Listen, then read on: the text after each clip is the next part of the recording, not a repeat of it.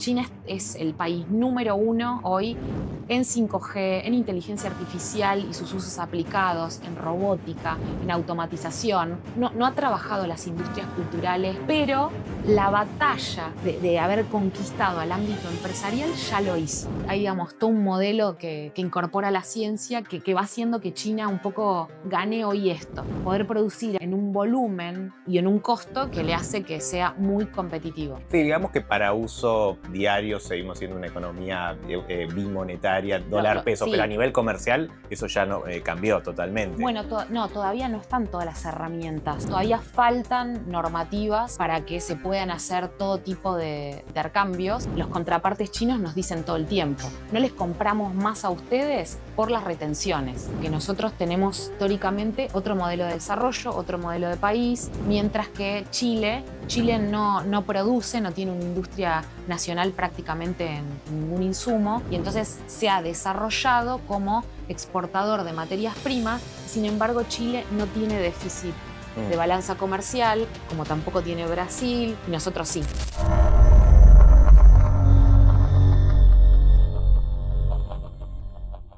Bienvenidos a Expressonomics. Hoy tenemos un invitado de lujo, es alguien que hace mucho quería que esté acá. Es Alejandra Conconi, la directora ejecutiva de la Cámara Chino-Argentina. ¿Por qué quería que esté? Porque además es antropóloga, no es economista como yo, así que realmente tiene un conocimiento enorme y una comprensión inédita de los economistas no lo tenemos. Bienvenida, Alejandra. Gracias, Andrés, por invitarme. Así que bueno, nada, estoy muy contento por eso, porque justamente, como dije, además tenés una visión privilegiada, has vivido en China, actualmente estás haciendo las misiones comerciales y hay mucho mito sobre China, así que voy a empezar por lo primero. A nivel comercial, ¿cuál es la importancia de China en las relaciones comerciales de Argentina? Bueno, China ranqueó en el INDEC en el mes de septiembre. Después de 5 años volvió a ser el principal socio comercial. Y si lo vemos tanto desde las importaciones, las exportaciones, las inversiones, a nivel importaciones hay una situación que es orgánica y a la vez planificada, que los equipos de comercio exterior, que son muy chicos en las empresas, es difícil buscar productos, hacer outsourcing, consolidar carga en 3 o 4 países. Entonces, China tiene la mejor relación precio-calidad del mundo y eso va haciendo de un aceleramiento de las importaciones. Cada vez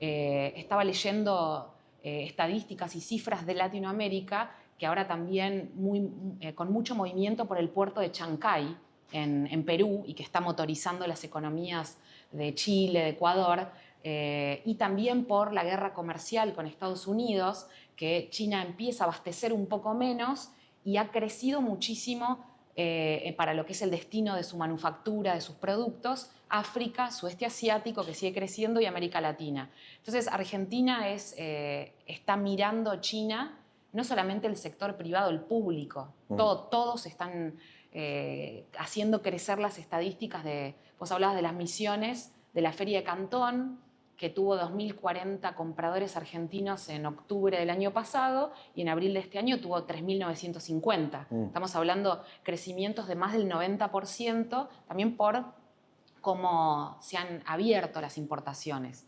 Y en exportaciones hay datos, hubo una pequeña quita de las retenciones del agro que hizo que hubiera un número récord de las exportaciones, lo que nos está mostrando lo que los contrapartes chinos nos dicen todo el tiempo: no les compramos más a ustedes por las retenciones. Cuando no haya retenciones les vamos a comprar muchísimo más, como ya lo hacemos con Brasil, con Uruguay, bueno, con otros países del mundo. Así que es una presencia que crece, pero que a la vez muchas de las herramientas todavía entre ambos países no están dadas, porque no hace 100 años que tenemos, bueno, ahora se celebró este año el Tratado Comercial de 200 años con el Reino Unido.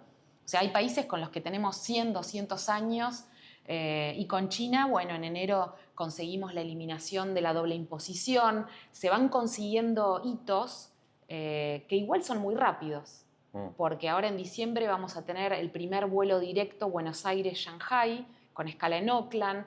Los chinos ya no necesitan si tienen visa de Estados Unidos, visa para venir a nuestro país. Entonces van apareciendo estos hitos para una economía gigante que está exactamente en las antípodas. O sea, les exportamos un montón, o sea, tiene el impacto de China en nuestra balanza de pago es muy importante, y también la inversión china, sobre todo para las economías regionales. Estoy hablando de oro, litio, empresas de minería. Así es. ¿Cuál es el volumen de las inversiones y cuáles son los sectores y regiones que son, de alguna forma, van a ser beneficiados o están esperando que las inversiones para el desarrollo? Las inversiones chinas empiezan con fuerza en el año 2010. Hubo una ventana entre el 2010 y 2017 donde vemos la compra de territorios, de empresas, activos de petróleo y gas, minería de oro, inversiones importantes en banca, telecomunicaciones, en agronegocios. Recordemos la compra de COFCO, de lo que era Nidera, Grupo Noble, después Syngenta. Entonces realmente está en todas las industrias, y recién en el año 2018 empieza esta nueva ola que vos decís que es del litio, que es un recurso súper estratégico para la cadena de valor de China, de baterías. Y ahí empiezan en el 2018 ya en Catamarca, Salta y Jujuy, en estas 3 provincias, y ahí estamos hablando de inversiones de miles de millones de dólares. O sea, ya es costo hundido, o sea, ya lo van a tener que hacer. Bueno, ya están en fase de exportación, que es el caso de Exar, Mariana en Salta entra en producción. O sea, hay algunas, Xinjiang en Perico, Parque Industrial de Jujuy, está abriendo ahora una planta de insumos esenciales para el litio. O sea, algunos están en fase constructiva, otros están comenzando ahora las inversiones, que son anuncios públicos. Inversiones va a haber en el año que viene de más de entre 2.000 y 3.000 millones de dólares solo para el litio entre Salta y Catamarca. Acá quiero que te dirijas a la gente que tiene pymes, que están importando o incluso que están buscando exportar, porque sé que las pymes se benefician mucho del comercio con China y sé que hay un montón de, por ahora, trabas a resolver. ¿Cuáles son las oportunidades que ahora quizás una pyme por desconocimiento no está aprovechando? ¿Y cuáles son las cosas que deberían destrabarse o que se van a destrabar, esperemos pronto? Bueno, para las pymes hay una oportunidad, no necesitan viajar a China para atraer insumos. Hoy estamos hablando industria mueble, textil, automotriz, realmente todas, oil and gas, están trayendo los insumos de China. Y para el caso de las pymes, China es lejos, es costoso llegar. Entonces, es importante que sepan que no es necesario ir a China, se puede hacer a través de agentes de compra de confianza todas las compras que necesitan para abaratar los costos, aprovechando hoy, estamos hablando, a finales del 2025 hay todavía un dólar barato, pero hay todavía cuestiones logísticas.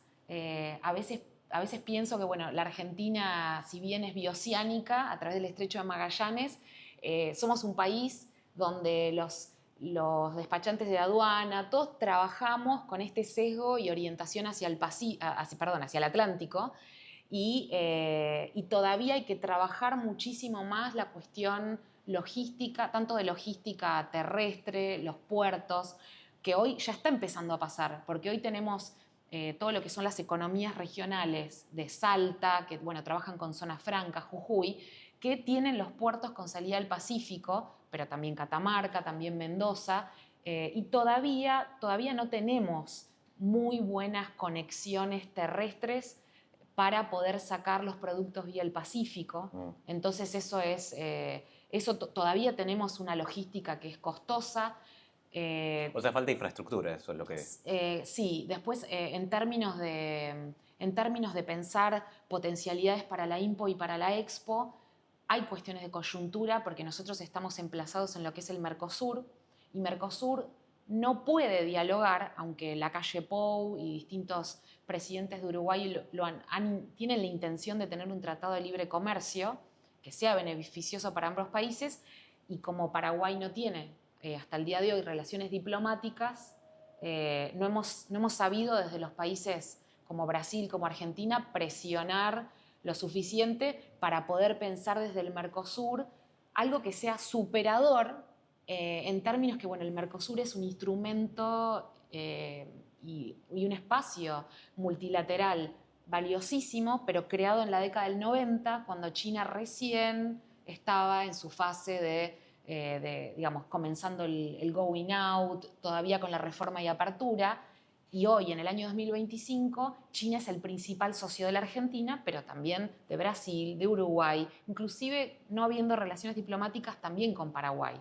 Entonces, realmente hay como un montón de oportunidades que algunas dependen de la Argentina y también hay otras que dependen digamos, de la región, del bloque. Hablaste de exportadores de confianza. Lo primero que me van a preguntar es quiénes son la gente de las pymes, a quién se pueden dirigir, cómo hacerlo. Vos pensás en exportaciones de las pymes. Claro, claro, o importaciones. Por ejemplo, vos hablaste de exportadores de confianza a los que ellos puedan adquirir. ¿Dónde van a buscarlos? ¿Y cómo saben que son de desconfianza? Creo que eso es... Bueno, porque son parte de redes como... hoy, hace 5 años, yo soy directora de la Cámara Argentino-China de la Producción, Industria y Comercio, y hay toda una red de personas que no hacen un negocio spot, que tienen ya 10, 15 o 20 años yendo de manera constante a la Feria de Cantón, acompañando a pymes, y eso está en LinkedIn. Lo pueden buscar, pueden ver cuáles son esas empresas que... Ustedes pueden referirlos si las... Por supuesto, por supuesto. De hecho, lo hacemos constantemente para todas las industrias y en algunos casos siempre decimos que una inversión, ir a una feria de Cantón hoy te puede costar, si manejas el costo del pasaje con anticipación, $4.000. Entonces, en términos de lo que puede significar entender la disrupción de tu industria y en la que está emplazada tu pymes, yo recomendaría que cualquier persona tiene que invertir esos 4 o 5 mil dólares, irse 2, 3 semanas a China, por más de que hasta, no solamente monetariamente, para una pyme dejar su pequeña empresa, su mediana, es complejo, China está muy lejos, pero realmente lo que van a ver de la gran a la pequeña empresa.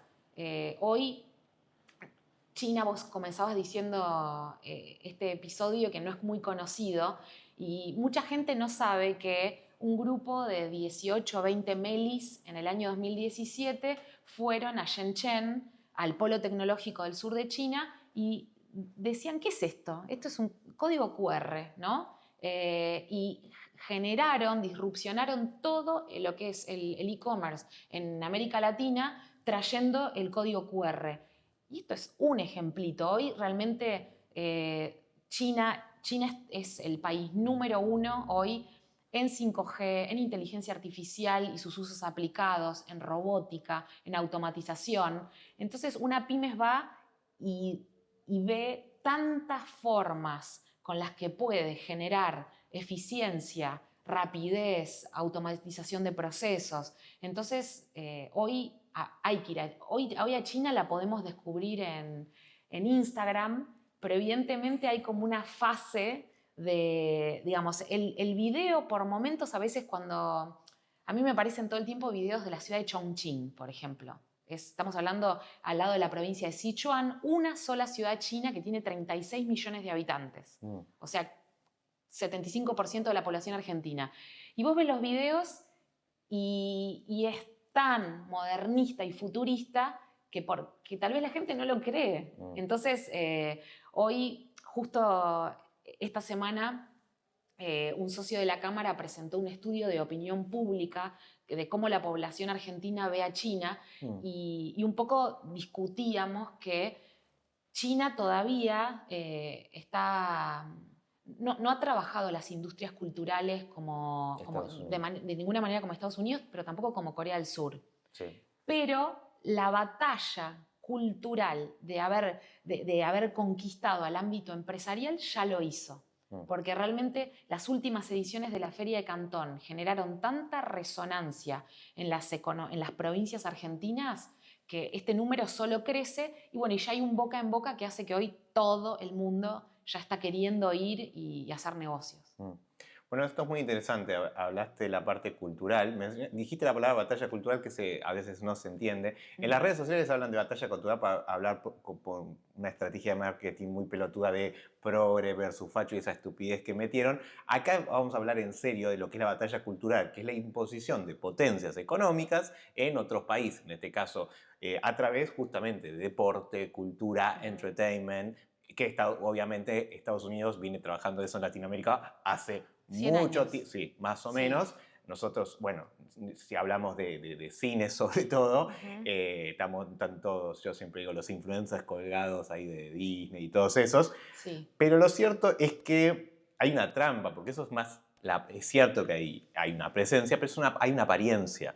Y vos me decís, bueno, pero todo lo que venimos hablando hasta ahora, decís, bueno, pero el negocio, la economía, la parte, digamos, física, o sea, está más para el lado de China. Entonces, hay como un desfasaje entre lo que, no sé si llamarlo espejismo, pero hay un espejismo, una impresión de que, bueno, sí, seguimos, digamos, inmersos en la cultura norteamericana o, bueno, chupando las medias, diría yo, pero Seguimos. pero en lo práctico, la influencia de China es mucho más importante, porque, a ver, es en el día a día. Entonces, es acertada mi percepción de que, bueno, se está viviendo una especie de espejismo. Sí, bueno, sí, vemos las películas, todo lo que quieras. Pero, a ver, las pymes, las industrias, las economías regionales, o Bueno, sea, hay que ver por ahí en qué dimensión humana, porque evidentemente ahora, digamos, esta es una película que la estamos viendo en vivo, donde hace 5 años costaba incluir, por ejemplo, como producto a la moto. La moto tiene como muchos de sus componentes que son externos, que se pueden ver, entonces ya la moto se ha posicionado en Argentina muy bien, la moto china.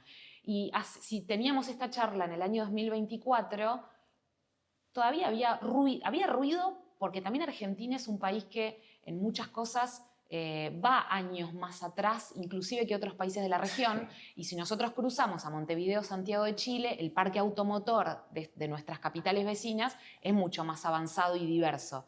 Pero hoy, que además es noticia, ayer bueno, están llegando todas las marcas chinas, y yo estaba caminando en Unicenter la semana pasada y había un BYD en la planta baja y todas las personas estaban, digamos, alucinados digamos, por lo que ha sido el salto de diseño que las marcas chinas tienen.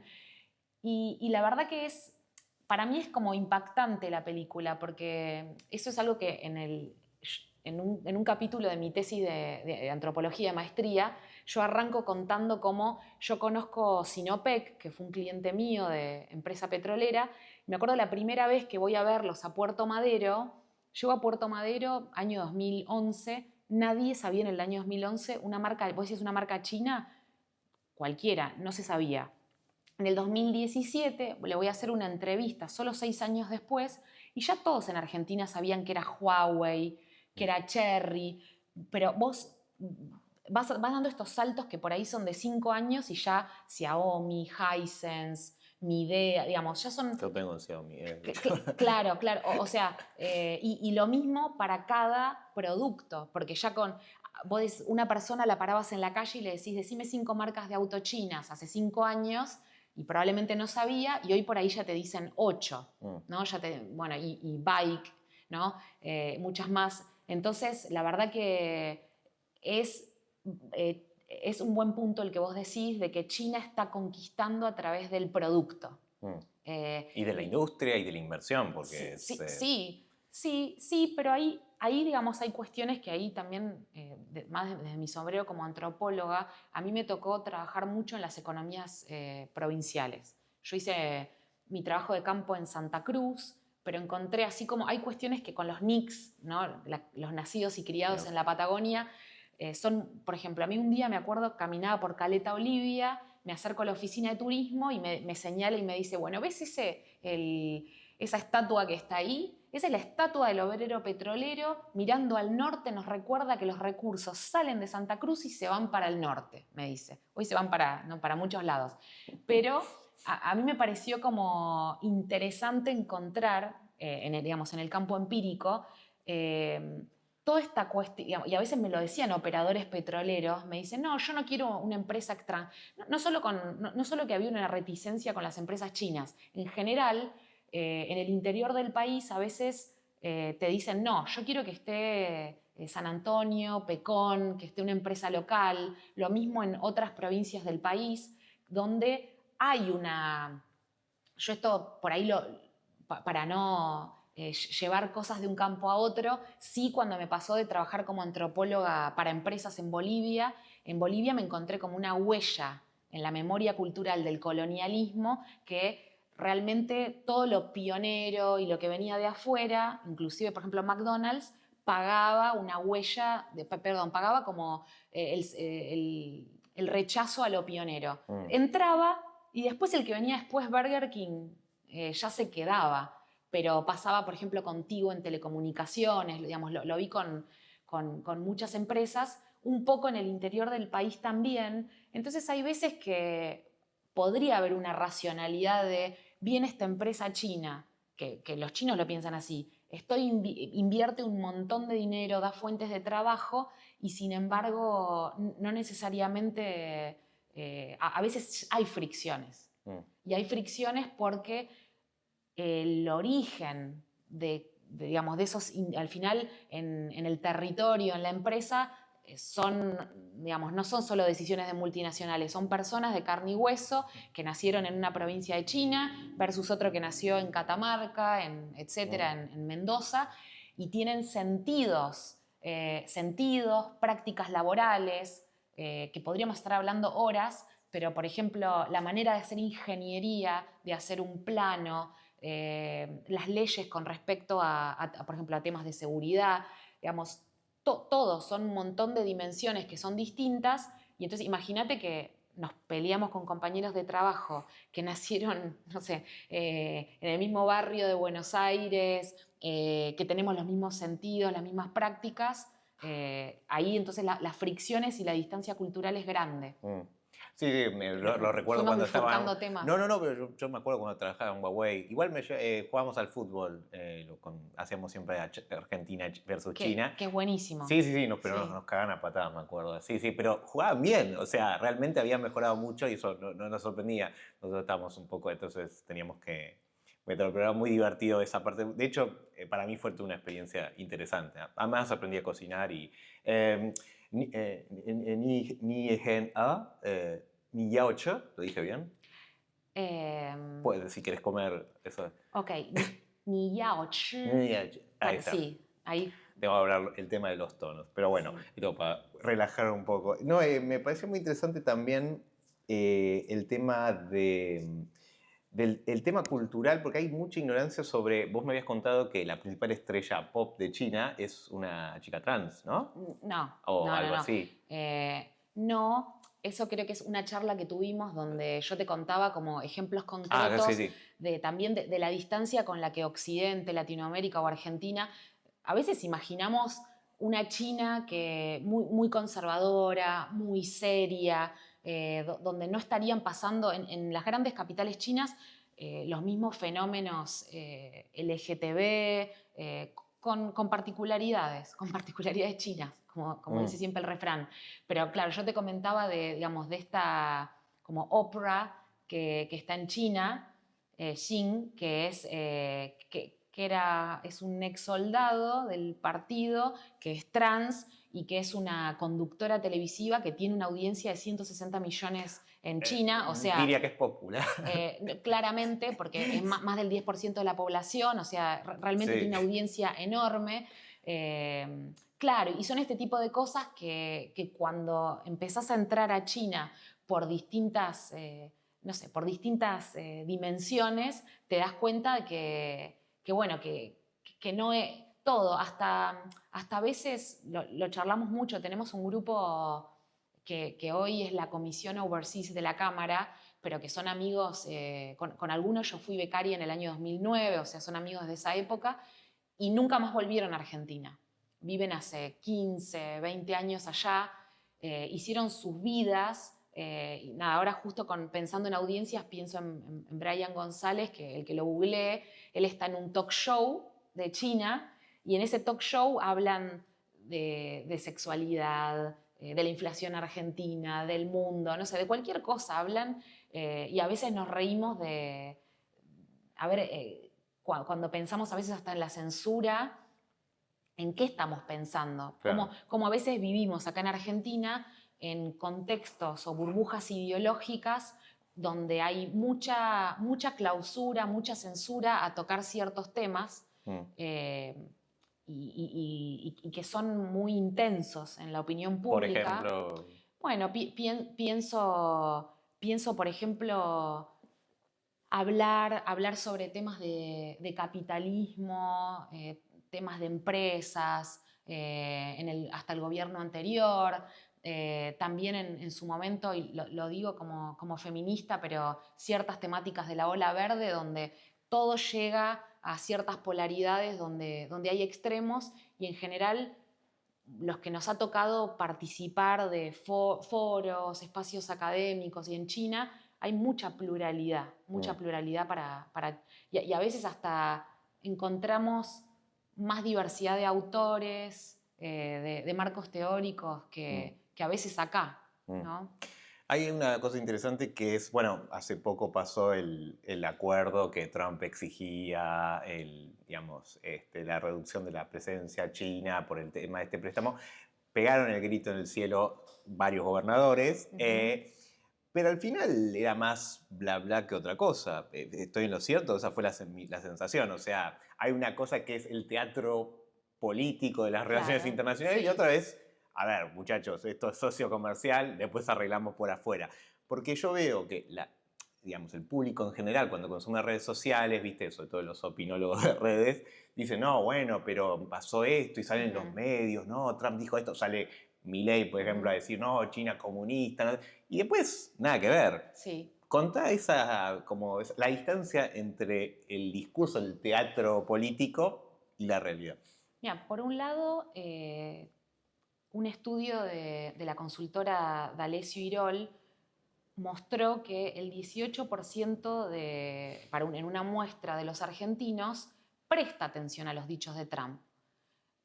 O sea, estamos hablando 2 de cada 10 argentinos. O sea, tiene un peso la palabra de Trump y digamos, de Estados Unidos en la opinión pública. Evidentemente es un país que nosotros lo estamos mirando, pero sin embargo, bueno, con tu pregunta de los gobernadores, bueno, en primer lugar la Argentina, y a diferencia digamos, de otros países, es un país federal por la Constitución. Entonces, no es jurisdicción de nación todo lo que tenga que ver con llegada, radicación de inversiones. Y después también no necesariamente habría que desmenuzar qué quieren decir con la frase se va a ir. Yo creo que es una frase de aspiración, la aspiración de lo que ni siquiera todo Estados Unidos, ni siquiera, digamos, al sector oficialista actual le gustaría que pasara eso, porque así como hablamos que algunas estrategias de China en industrias culturales todavía van a tener años para tener su éxito, China ha tenido mucho éxito en su acercamiento. ¿Por qué? Y yo charlaba, tal vez para no polemizar y no decir nombres de provincias, yo charlaba con ministros de provincias la semana pasada y me decían, en los últimos años China tiene la respuesta a nuestros problemas energéticos, a nuestros problemas de corte de luz, a la posibilidad de hacer centrales termoeléctricas, todo, ¿no? Distintas soluciones. Algunas tienen más que ver en la Patagonia, son orientadas a un tipo de energía, en el norte a parques solares, ¿no? Chubut eólico, cada provincia es distinto, pero la realidad es que China ha tenido un acercamiento que ha sido muy exitoso de diplomacia subnacional en los últimos 10 años, por ahí un poquito más, muy reforzado en los últimos años, ahora después de la pandemia, en donde para las provincias es estratégico. Las provincias han visto que tal vez uno de los casos que yo más conozco es el impacto positivo que tiene en el norte argentino. ¿Por qué? Porque hay provincias como Jujuy, excepto Tucumán, ninguna provincia del NOA es industrial o tiene, digamos, tiene un germen, una tradición. Entonces, pensar que empresas han tenido que irse al Parque Industrial de Perico, porque el Parque Industrial de Güemes en Salta ya no tenía más capacidad, ¿no? Están a tope, pero porque vos vas recorriendo en Güemes, no solo, también tenés POSCO, que son inversiones coreanas, pero lo chino es muy importante y ha sido lo que ha motorizado a que, digamos, va derramando distinto en las distintas clases sociales de la población, pero en las élites de las provincias han tenido que salir a hacer los campamentos mineros, a proveer de todos los insumos de la construcción, las máquinas, real estate, servicios como recursos humanos, catering. Entonces, a mí me pasaba ir con un chofer que era de una de las comunidades tradicionales indígenas en la provincia de Jujuy, también sin mencionar, y me decía, no, yo vivía en el Gran Buenos Aires, pero me volví porque es más fácil ahora para mí encontrar trabajo en torno a las mineras, y eso después tuve charlas con personas de la clase media de Salta y se va replicando, cada uno digamos, en distintos espacios, pero todo. Tuve la posibilidad de charlar con personas de San Antonio de los Cobres, Tolar Grande, porque aparte me interesa por mi beta de antropóloga, y todos me dicen, no, en estos años con las mineras mi sueldo pasó, por ejemplo, de 500.000 a 1.200.000. Es muy grande los saltos de sueldo. Entonces se construyen una casita para recibir turistas, empiezan con distintos negocios familiares, y todo eso va haciendo crecer las economías regionales. Entonces, ¿quién quiere desechar eso? Claro. O sea, bueno. O, en realidad, lo que siempre sucede en las provincias es, bueno, vos venís a hacer lobby a mi provincia, porque existe lobby anti-compra china, por ejemplo, y le dicen, bueno, ¿y qué me ofreces? Y no hay una oferta del otro lado. Entonces, por eso yo creo que en eso... ¿Qué financia el anti-lobby, el lobby anti-chino? No importa, no voy a entrar en eso, pero también yo creo que hoy que hablábamos de las conquistas, otra de las conquistas de China tiene que ver también con que lo mostró en la pandemia, China tiene la capacidad de producir todo el 360 de insumos.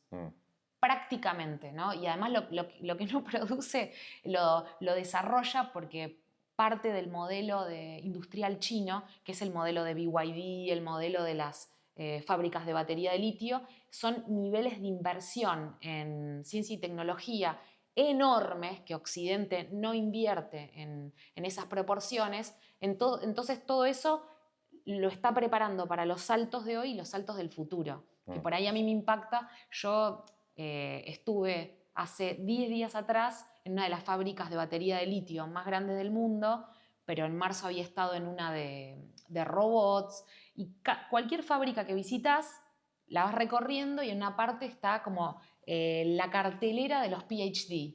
Y entonces tenés a todos los PhD que trabajan en la empresa, de qué universidad vienen, en qué son buenos. Entonces hay digamos, todo un modelo que incorpora la ciencia que va haciendo que China un poco gane hoy esto.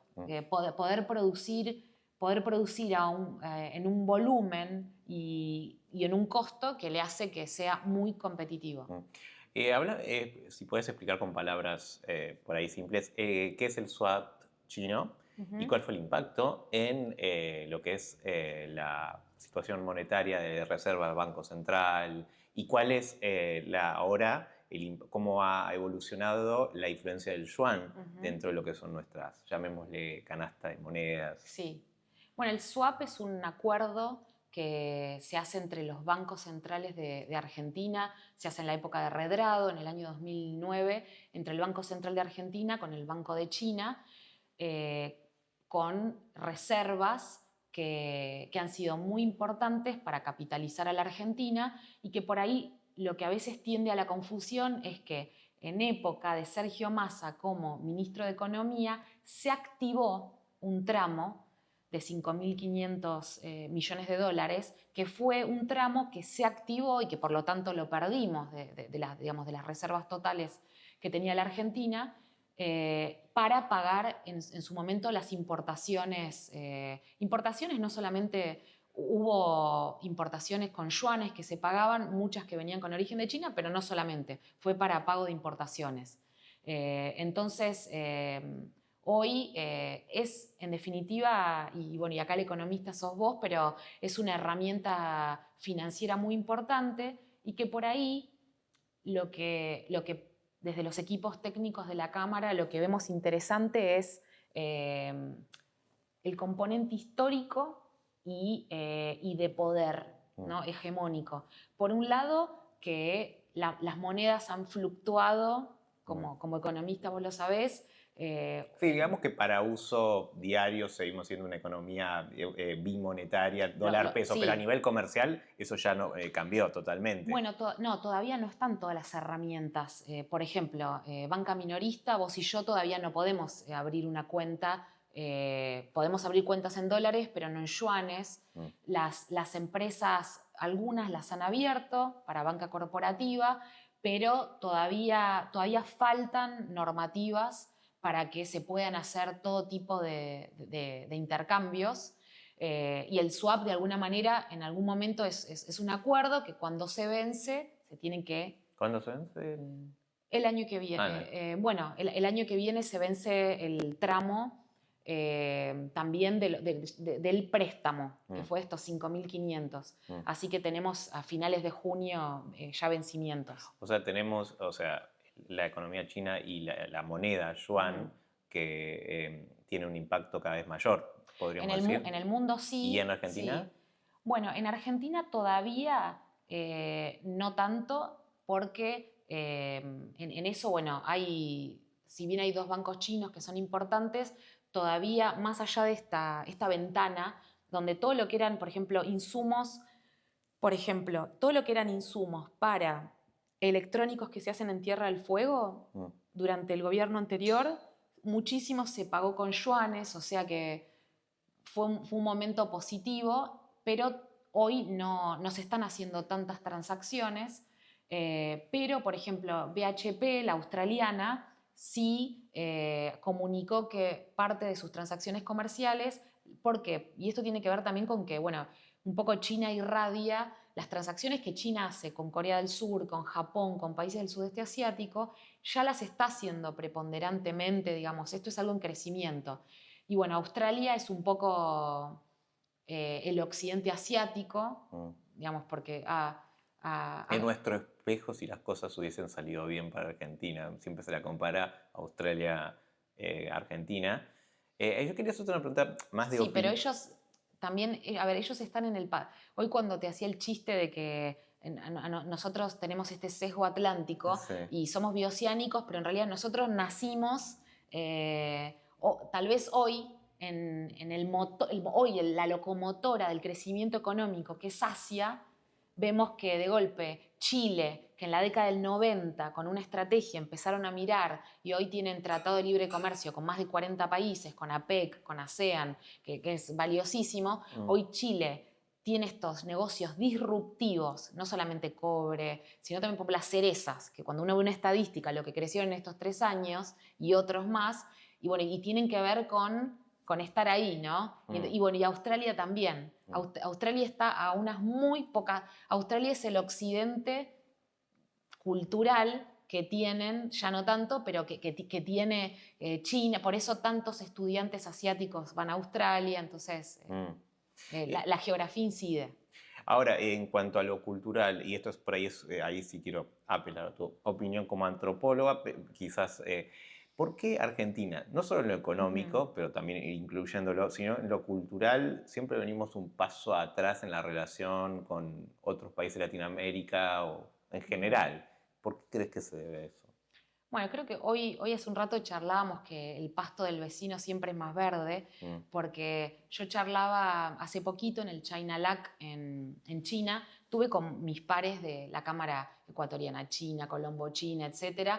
Y de golpe, cuando otros países de la región nos miran, dicen, ay, ustedes son el único que tienen vuelo directo, ¿no? Claro. Entonces, realmente hay un montón por construir.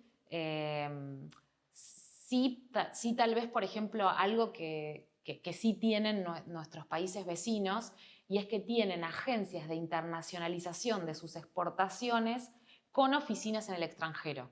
Argentina, excepto sus embajadas, no tiene un pro Chile, un pro Colombia, que sí son agencias dotadas de muchísimo presupuesto, con enormes campañas de marca país. Entonces, bueno, y eso incide en su oferta exportable. ¿Y por qué acá todavía no se han desarrollado? Bueno, eso ha tenido que ver más con que nosotros tenemos históricamente otro modelo de desarrollo, otro modelo de país, donde se ha discutido mucho tener una industria que abastezca a lo nacional.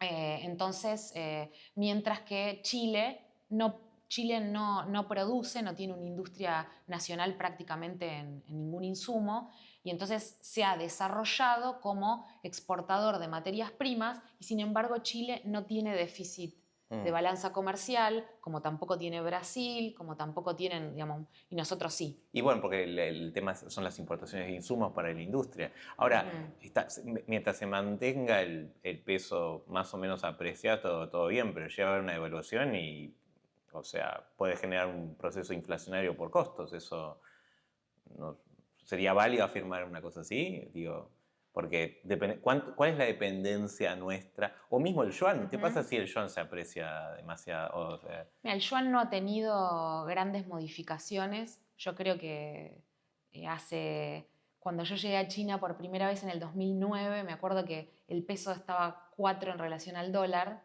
y hoy 1.400 y pico.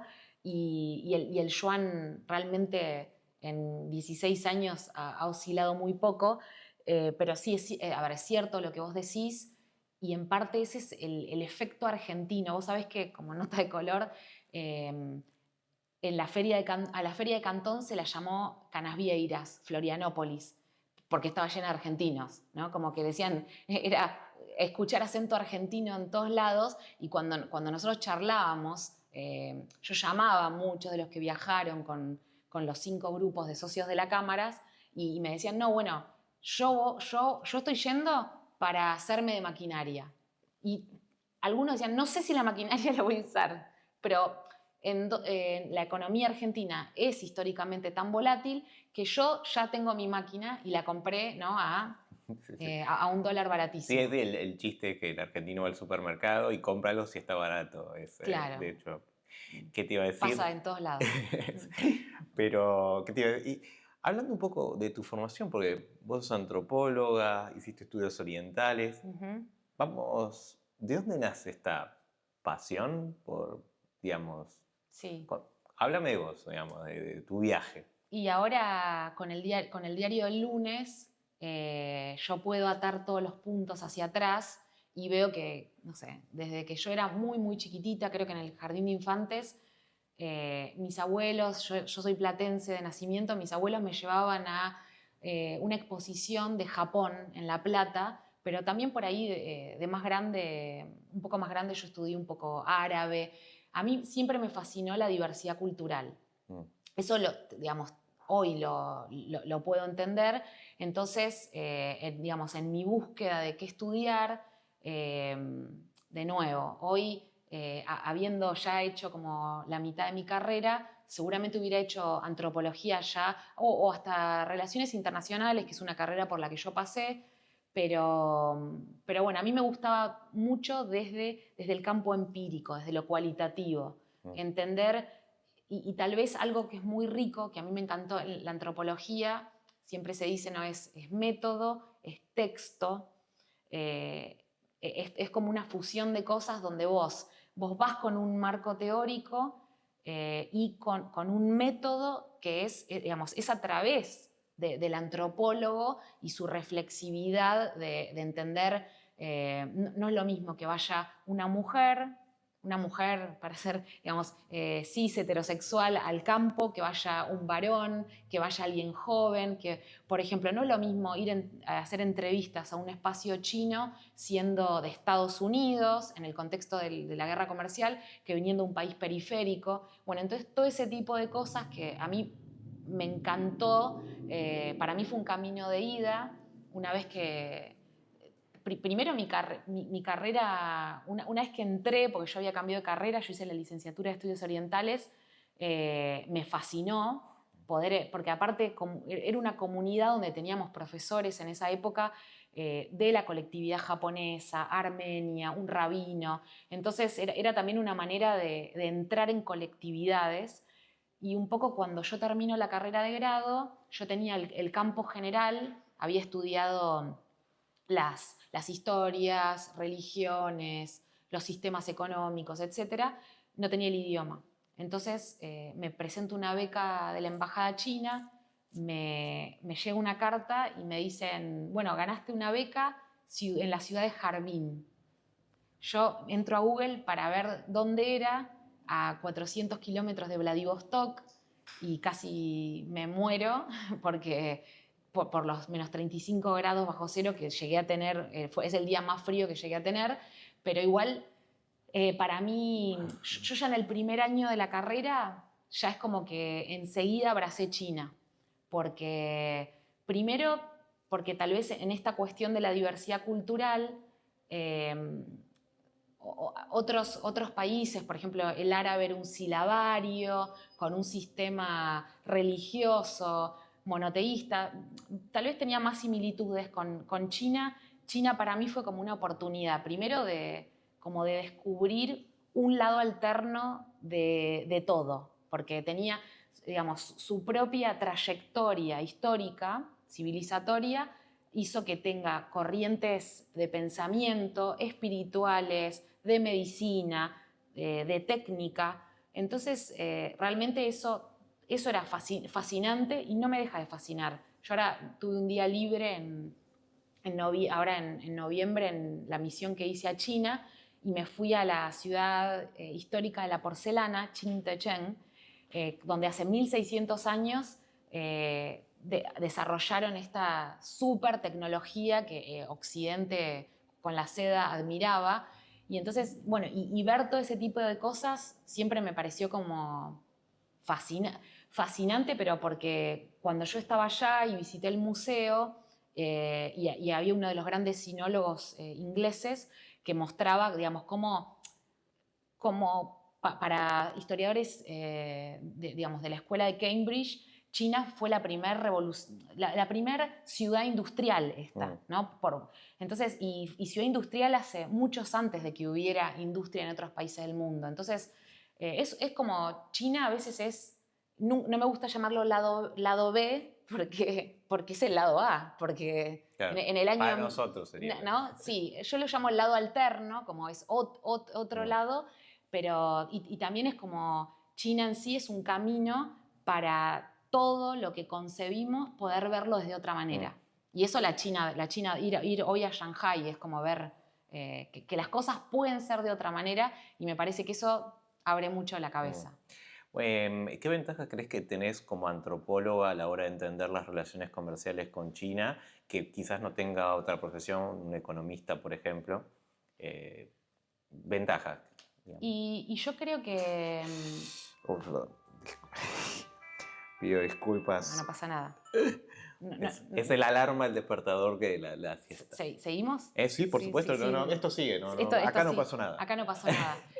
Bueno, yo creo que nada, cualquier persona que se forma en el método de la antropología te ejercita mucho en percibir lo que se dice, pero también la diferencia entre lo que se dice y lo que no puede ser dicho. Entonces, en un país que para mí es muy interesante porque hay todo un debate sobre, que yo inclusive no lo tengo acabado, está en el primer capítulo de mi tesis, sobre las tipologías de capitalismo. Y es un debate enorme, ¿no? Entonces, por un lado te permite entrar en las instituciones, por ejemplo, una rama que es la antropología de las élites, entrar en lo profundo del campo y desentrañar, bueno, esto que se dice, ¿no? Es así, y digamos, es poder discutir con las categorías. Y entonces, por ejemplo, decir, bueno, es capitalismo de Estado, hay convivencia de muchos capitalismos, que también es algo, hay un capitalismo preponderante. Eso, no sé, o por ejemplo, agarrar un texto, a mí me pasó de tomar los grandes textos de capitalismo de Estado y dicen, bueno, es un tipo de capitalismo de Estado omnipresente, ¿no? Y jugar con eso. ¿Es omnipresente? Yo en el campo empírico me encuentro, bueno, no es omnipresente. Es muy importante, hay presencia digamos, de lo que yo llamo en mi tesis del doble sombrero, personas que son miembros del Partido Comunista, reportan de golpe a un directorio de una empresa, al partido, entonces me puedo encontrar esa variante, pero después hay tantas también, hay un despliegue digamos, de un tipo de capitalismo privado, después también se cuestiona mucho de que para que sea denominado capitalismo, eso implicaría que hay una incidencia del capital, de las élites económicas, en la gobernanza. Entonces, bueno, y se discute de que eso en China, por ejemplo, no pasa. Bueno, entonces todo este tipo de cosas, yo creo que la antropología te da como un montón de herramientas para cuestionar la categoría y hacerla más rica. O sea, entender, sí, digamos, hablando con las personas, digamos, entendiéndola desde lo cultural. Bueno, yo cuando estudiaba en Francia, uno de mis amigos era de China, digamos, y es muy interesante la visión que me da, charlamos mucho, me presentaba un poco de autores de literatura de ciencia ficción china, que es muy interesante, de hecho. Y él algo que me decía todo el tiempo, me hablaba, y preocupado, ¿no?, del problema del regionalismo. Tienen 40 regiones que hablan idiomas distintos, son culturas distintas, y él decía, hay una tensión fuerte, hay un intento por centralizar esto. Para entenderlo, él me decía, tenés que entender la historia de China, que tiene 5.000 años, que es una lógica más de imperio, pero no imperio al estilo occidente romano, sino otra. Está bueno porque me hacía la comparación. Y hay hoy en día también un desafío que él me decía, una creciente clase media que está consumiendo, porque acordamos que teníamos muchos campesinos, que tenemos toda la parte más tecnológica en las ciudades, pero después para afuera tenemos decir, bueno, no, hay problemas de desempleo en las zonas rurales, eso lo sé porque hablo con la gente de los supermercados, que me lo cuenta, de hecho. Entonces hay todo un tema a resolver. Obviamente, la estrategia de China es el soft power, de no mostrar las debilidades, eso es una estrategia política, pero hay problemas. ¿Cuáles son esos problemas y cuál va a ser la evolución según vos? Bueno, ahí tocaste un montón de temas. Sí, pues. Hay 55 minorías étnicas que, bueno, representan minorías porque, bueno, más del 80% de la población es Han. Nosotros llamamos chino a todo, pero en realidad cuando tenés el DNI, el documento de identidad chino, te dice la etnia a la que pertenece. Entonces, la mayoría son Han, pero después tenés muchísimos que son Miao, Chang, mongol, tibetano, uigur y así por 55. Entonces, yo he viajado por muchas de esas regiones como Mongolia Interior y es muy, muy interesante que hay regiones de China que son biculturales, que en las escuelas se enseñan, bueno, no en las escuelas en toda la región, pero en ciertos... ahí yo creo que ha habido tendencias también en el mundo, en la región vasca, en España, hubo periodos donde en la década del 60, 70, hubo en general en el mundo mucha opresión sobre, que China también fue el caso en su revolución cultural, donde sobre todo, bueno, ni que hablar a los manchúes que habían sido el último imperio.